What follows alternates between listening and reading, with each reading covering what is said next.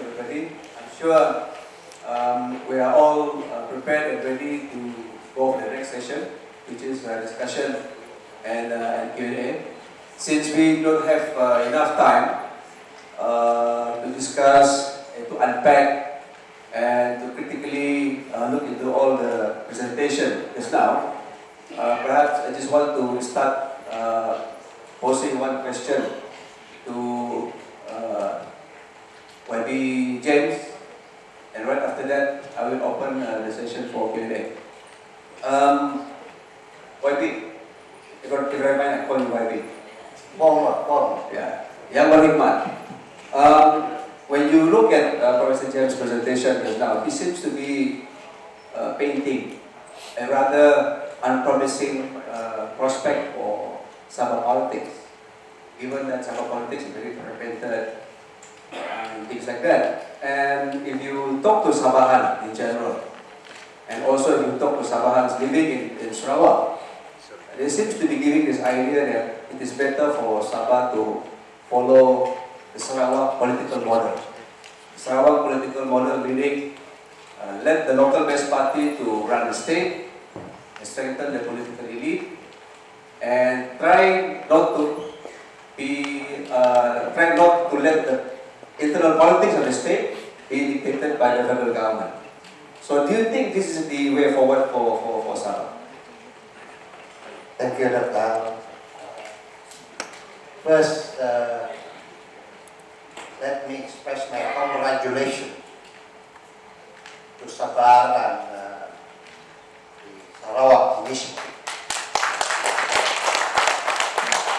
for having organized this symposium today.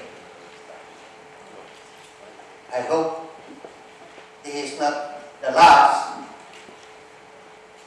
but the first of many more to come. Because through this gathering, interaction amongst us, Sabah and Sarawak, occasions like this will serve as the best platform for us to express our opinion of that matter, determine the future of Sabah and Sarawak in the Federation of Malaysia. Coming back to what has been asked of me from Dr. Arnold, we in Sabah somehow is envious now with Sarawak of the unity and the determination of the Sarawakian to protect their rights within the framework of the Malaysia Agreement. And personally myself, I think that is the most appropriate action that our generation should take. We must always be conscious about the arduous task of our forefathers in negotiating the Malaysia Agreement through the intergovernmental report, as well as to make sure that the promises discussed in the IGC are included in the Malaysia Agreement. But unfortunately, the moderator, ladies and gentlemen, for the last 60 years, we have seen the erosion of Sabah and Sarawak rights within the context of the Malaysia Agreement. There are a lot of questions what has happened. First, I think there's this lack of cooperation and understanding between the state of Sabah and Sarawak to have a cohesive voice to articulate the interests of both Sabah and Sarawak within the Federation. So much so that our leaders, our political leaders in both states have been having this bad habit of condescending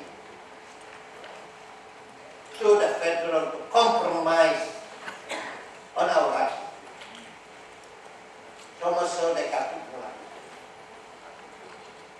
And I think we also were gullible to see the political evolution happening in the country, especially through the formation of the Barisan Nasional. I think if you look at history, the political development, the biggest mistake I think for Sabah and Sarawak is to have an alliance, to join in the alliance of the Barisan Nasional. Because through Barisan Nasional, we allow the dominant party in Malaysia to control, to dominate Sabah and Sarawak politically, control them politically, so that we become non-confrontational to our rights, but rather conformist to their bigger agenda, to internally colonize Sabah and Sarawak. After having done that, in 1976, we saw Sabah and Sarawak degraded to a state similar to Bernese. Act 354, Section 2 of 1976, clearly was the watershed in our struggle for independence. Because the Malaysia Agreement is supposed to be granting Sabah and Sarawak independence through Malaysia. That's why our constitution become annexure to the Malaysia Agreement. Constitution of Singapore, Sabah and Sarawak Assoc, that Dato Sri was mentioned in his presentation. So, I think there has to be, to move forward, there has to be a unity of purpose between Sabah and Sarawak to demand what is promised to us in the Malaysia Agreement, as well what is written in the Federal Constitution. Thank you, Dato. You seem to be suggesting that, I'm very interested with the phrase that you are using when you said there should be a unity of purpose, right, between Sabah and Sarawak. So this basically leads to many people suggesting that Sabah and Sarawak should form a strong bloc, what they call as the Borneo bloc. Professor James, do you think this plan to form a Borneo bloc is possible given the current political situation that we are facing? Thank you very much. Because we're running out of time, I'll give a very short answer. At the present moment, the Borneo bloc does not exist. Thank you for that. Okay, now I'm going to open this session for Q&A. I'm going to take 3 questions in one go first, and right after that we'll see our time. If we have more time, then I'll get people to answer, pose more questions. 3 questions first for this first round, and can you please mention your name and also pose your question. So if you give your question, please be as short and be precise as possible. And we understand that sometimes you need to provide context to your question, right? And please be short as well, because we need to give everybody the opportunity. Okay, there's one here from YB and Radios. And second question is from the top there, from the gentleman on top, and here. So 3 questions in one go first. Why don't you? Yeah. Thank you, Chairman. Hello. I would like to, my name is Dato Sri I'm a member of Sabah as well. But I would like to direct my question to Professor Dato James, very specific. Your last point was quite interested. And one of the things that hinder political development in the state is that we are still basically a client patronage society, and then money politics, while the urban area is issue oriented. My question is, how do we reduce the gap? Because when I look at all of us here, we are a group of people highly educated, highly aware, and we are purpose driven. But then you have the vast majority in the kampong who are not aware. And they are unconcerned about the concern that we are concerned about. They are more interested in how to feed their family, and basically they are a patron-client relationship, where they have a patron, they are the client.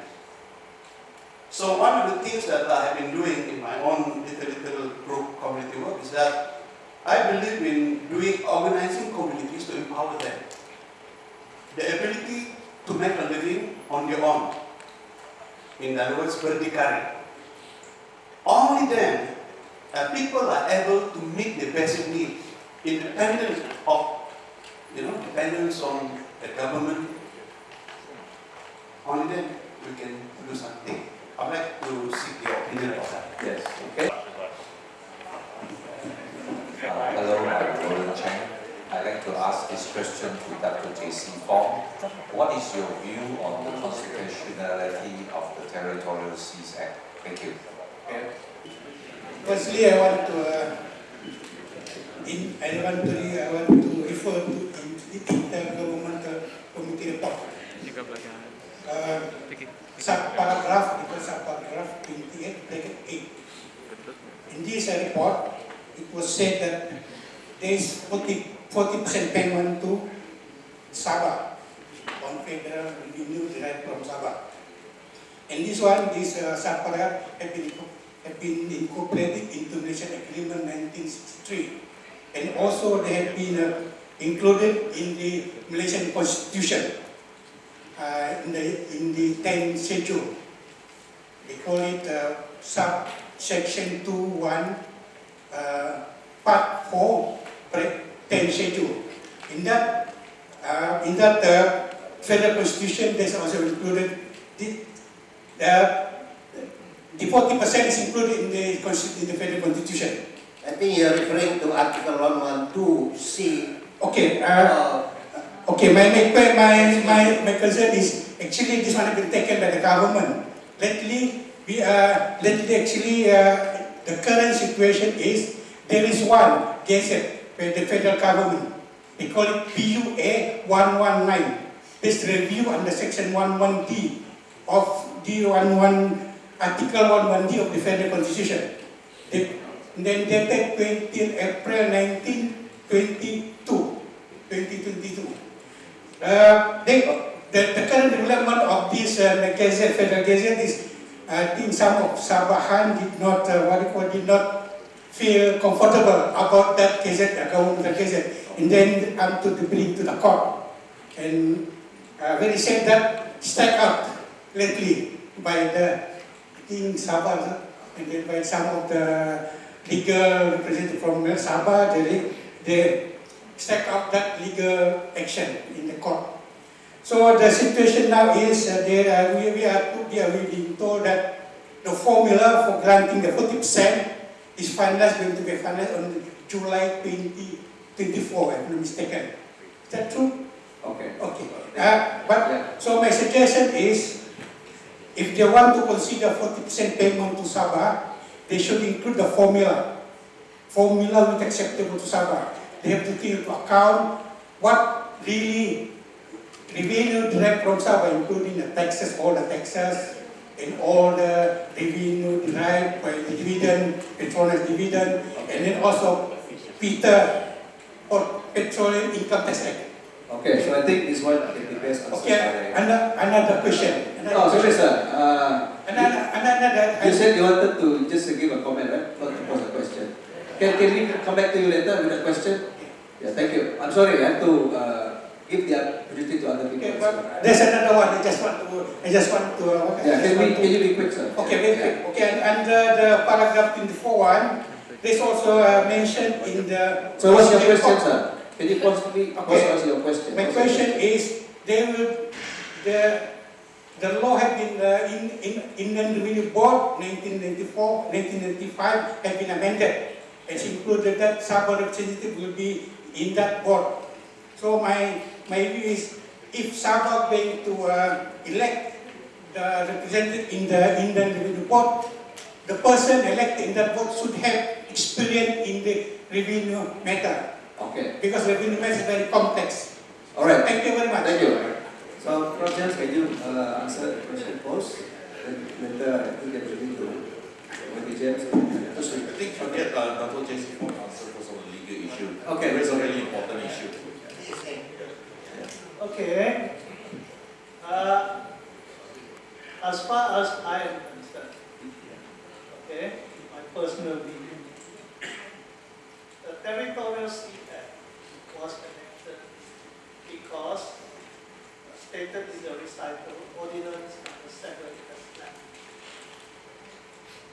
It was enacted because Malaysia wants to implement the United Nations Law of the Sea 1942, which Malaysia has already filed. The only provision there that may be looked upon as transgressing on state rights is, I think, section 3.2, which says that seabed and subsoil, the continental shelf, shall be vested in the Yang Iputuan. I don't think Parliament has the power to do that because it is trying to vest state land in the Yang Iputuan. And if you look at the Constitution, that is not possible. If the federal government wants any land of the state, it must apply for it under Article 84, 85, 86, 87, whichever may be applicable. So that is objectionable. On the 3-mile limit, if you look carefully at the 1954, the continent, the boundary of the state is extended to the continental shelf, regardless of the characters of the high sea above it. So what is your concern? They say it's a 3-mile limit and all that. How does it affect you economically? You know? Because it has nothing to, it will not affect your right to the resources underneath, the right to the land in the continental shelf. If you get rid of that section which says that the subsoil and seabed shall be vested in the Yang Iputuan. So that is from the economic point, from the legal point of view. From the economic sense, what do you lose? If they say the territorial sea is 3 nautical miles, how many nautical miles do you want it to be? 300. After all these international treaties on the law of the sea is actually regarding 2 things: right of passage to territorial waters and security of the riparian state to control passage of ships or activity through its territorial sea. What do you lose? If you can get rid of anyway, it's illegal. Article 3.2, which says the seabed and subsoil is vested in the Yang Iputuan. How do you deal with illegality? You just treat it as illegal. If somebody wants to enforce it, you have a right of defense. You can raise it as a defense. So why bother to go and declare this and that and waste your time? when you should be spending your time trying to find a way to improve your revenue, build a sustainable future, and so on and so forth. Why waste time? Maybe it's good, from the political standpoint, but the reality, the practicality of it, the pragmatism of it, is pointless. You can just tell Petronas, this is our land. We tell them, Petronas also had to listen to us. We asked them to return the decommissioned area, the dictator fields to us. They are doing it. So what is the problem with the 3 nautical miles? Are you going to have a maritime authority of the state of Sabah to defend the 3 nautical miles? So let's be practical. Let not politics shroud all these issues. Legally, you have a defense. If you don't like it, if they want to enforce it, if something is unconstitutional, you can raise it as a defense. Why waste time and energy and trouble and resources to go and seek a declaration? And let me tell you, the court has already said at the highest level, every declaration given is not retrospective, it's prospective. It's prospective. But they once proved that the chairman of the industrial court was wrongly appointed or was not qualified to be appointed. They say it's prospective. All the judgment he has delivered when he was sitting there cannot be overturned. So what is the value? What is the value assuming you get a declaration? What is the value? When you get a declaration now, the PDA is unconstitutional. It's prospective. All the things that Petronas has done between 76 and now is still there. It is not affected by the declaration. So, what is the point? The future, look, oil and gas is not the same. Even if you have, like in Sarawak, all the gas fields now that we have are sour gas. Unless you do carbon capture and storage, those gas are stranded assets. So you still need to work with somebody to do it. We are going to do it now in Western Sarawak, and I've been telling people in 10 years' time, when I'm still around, Kuching division will be transformed.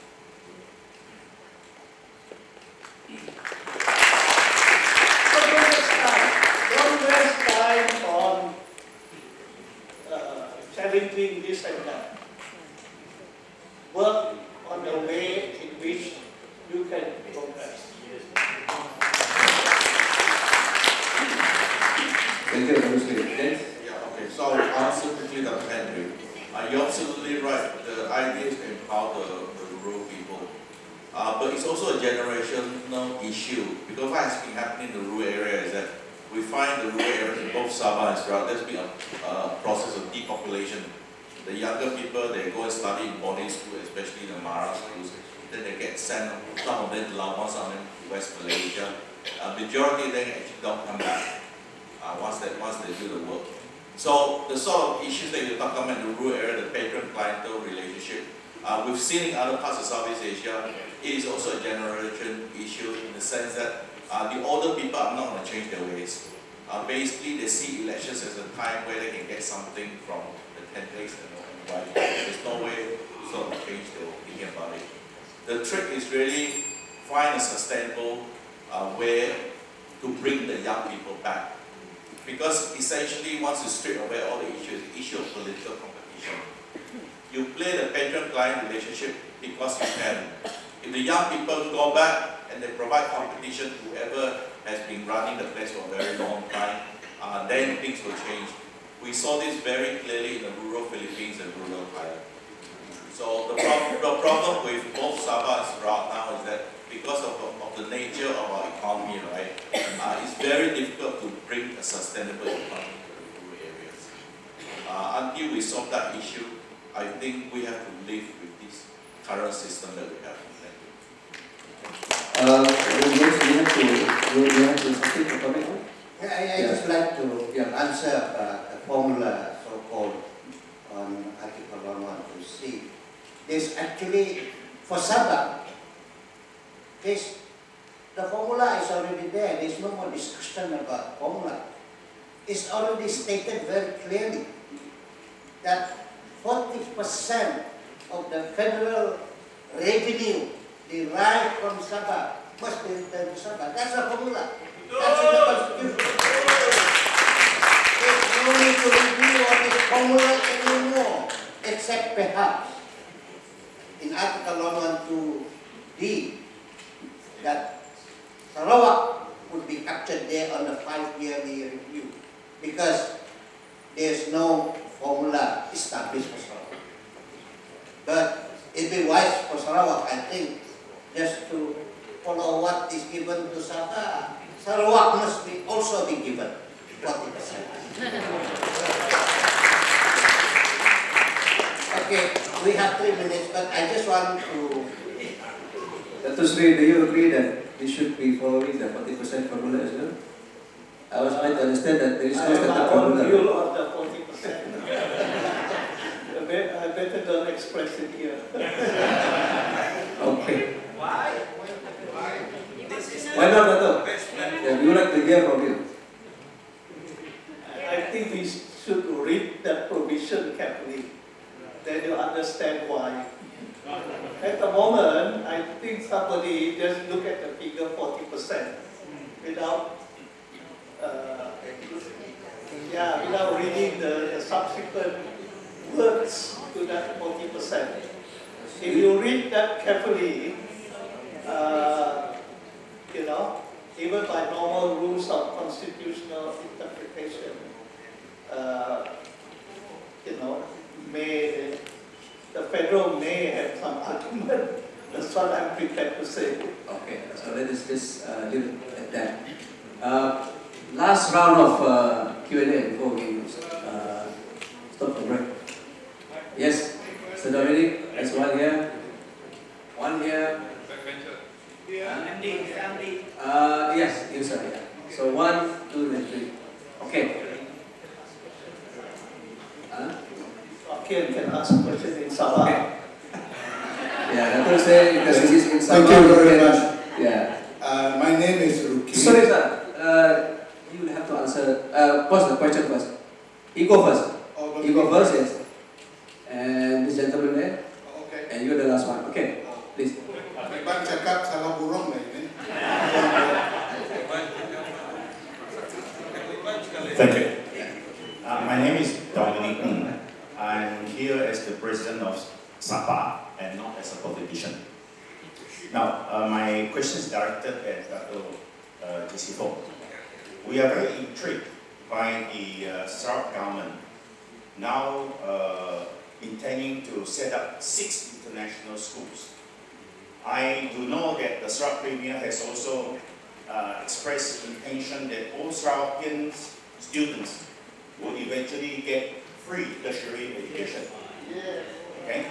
Now, and I also agree with you that before the extension of the Education Act to Sarawak, we had a very good education system. So the question is, does the Sarawak government has any intention to take back education from the federal government? I mean, assume full responsibility for it. And for that matter, the second question, which is following, why stop at education? Why not taking back health and everything else that Sarawak used to be able to run very, very well before the formation of Malaysia? Okay, thank you, sir. Thank you. Can I answer that first? Can we take 2 more questions first, Dato Sri, before you answer? Okay, yes, sir. Yeah. Your name and then your question. I'm Dr. Liu from Sabah. I'm from Sabah Medical Association. My question is, what is the relevance of the geopolitics in the region or global on the issue of Sabah and Sarawak? Take, for example, China, US. The other one is the Sulu claim. Geopolitical impact on Sabah and Sarawak. Okay, last one. Yeah.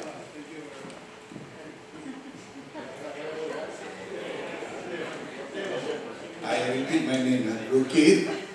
Saya ketua kampung. Ya, I'm a tuan rumah. I come all the way from Sri just to be here. So it's not fair. I don't ask questions. That's why we give you the opportunity. Thank you very much. To be the last. My question is simple. It's a long house question. Right? Now we all know PDA 1974. Enacted on 14 June 1974. 64 days later, August 1774, Petronas was established. Oil and gas field. Yeah. So Petronas holds authority over Malaysia's oil and gas resources, tasked with their development and enhancement. Now my question is this: is it feasible under the Petroleum Development Act 1974 for Sarawak to reclaim ownership rights of its petroleum? Or have there been any proposal by Sarawak government, our advisor is here, to raise oil royalties beyond the current 5%, and what potential ramifications might arise? Thank you very much. Thank you, sir. Thank you very much, sir. Would you like to address the question raised by Dominic first? Okay. Education and health, we are still talking to federal government. Okay? If you ask federal government today, when they have no money, to say you want to take over health and education, they might say, okay, go ahead. You run your own schools, you pay your own doctors, you pay your teachers, go ahead. But we want to say that we want to take over in accordance to what the constitutional framework allows under 95C, read with Article 86, 80 Clause 4 and 6.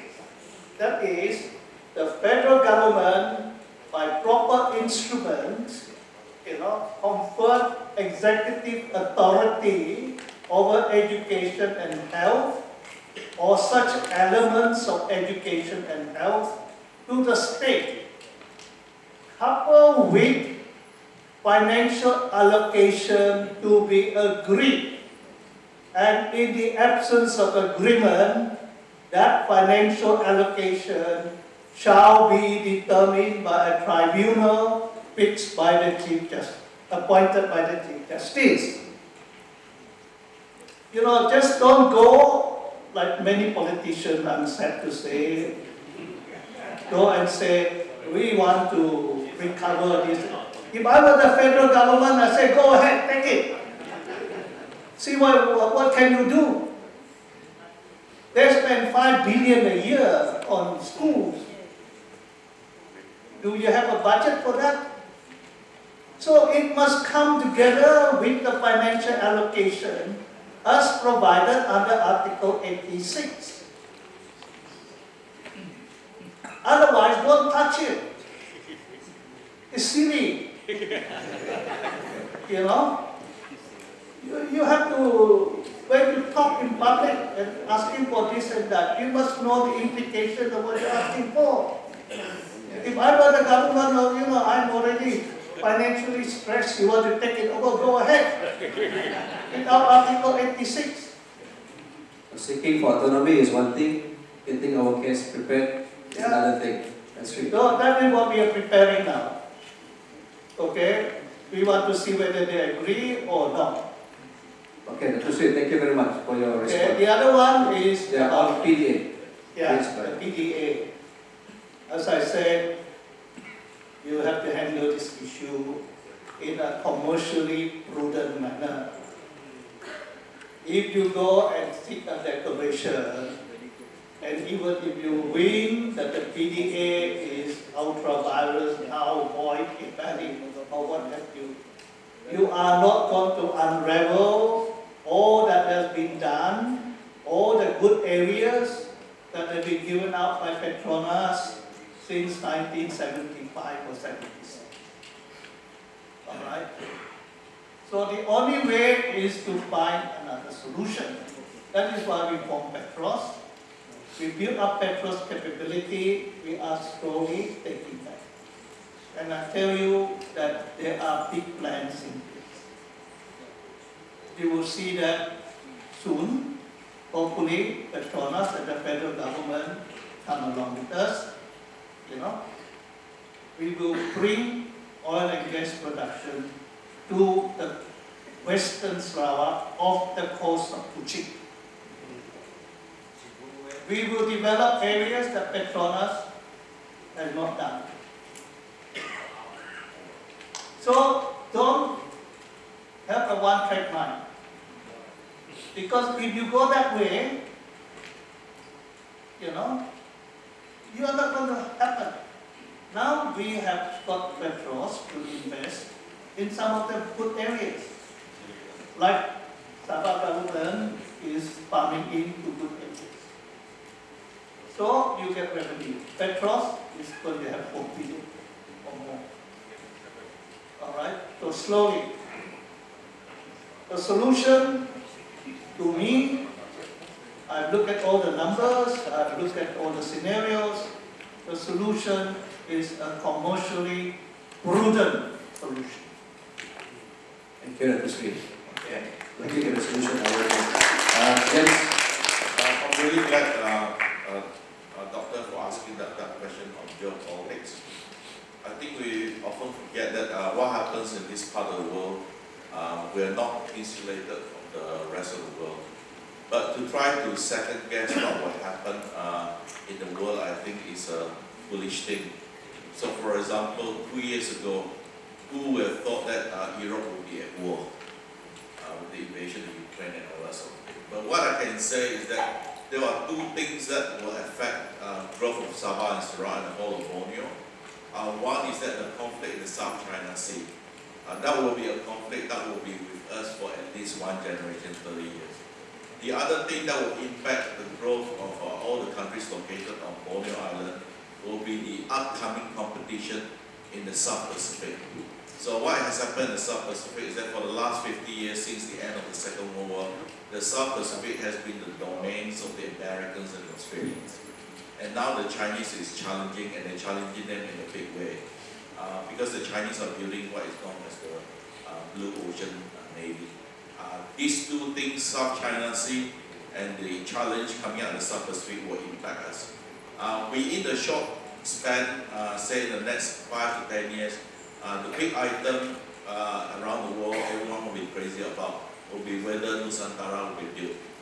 Because Kalimantan has always been the backwater in the Indonesian political system. The good news is that if Kalimantan does eventually become the capital of Indonesia, there will be some spillover effects for Sabah Sarawak, but the spillover effects will be very, very minimum. I think the problem now is that we've gone crazy over this. We think that the spillover effects will be very large. I can tell you the spillover effects will be very small. But I also want to caution everybody in this room that the capital city may not be built. It may not be built up. Everything hinges on the upcoming Indonesian presidential elections. If you look at the history of Southeast Asia, right, there's only been 2 purpose-built capital in the last, from end of Second World War until today, right? The 2 purpose-built capital was Putrajaya, the other was the purpose-built capital Hall in Myanmar. Okay? Putrajaya today is still not 100%. If you go back and look at the original blueprint, right, we've never reached 100% what Putrajaya was supposed to be. In the case of Myanmar, the capital, the building there, is basically only government departments are there. There's actually no real capital we can speak of. So Nusantara will be the 3rd big experiment in this part of the world to build a purpose-built capital. So my final word is that don't hold your breath on Nusantara. Thank you, James. Well, that closes this session. Can we all give them a big round of applause? Thank you all the panelists. Thank you very much for your participation.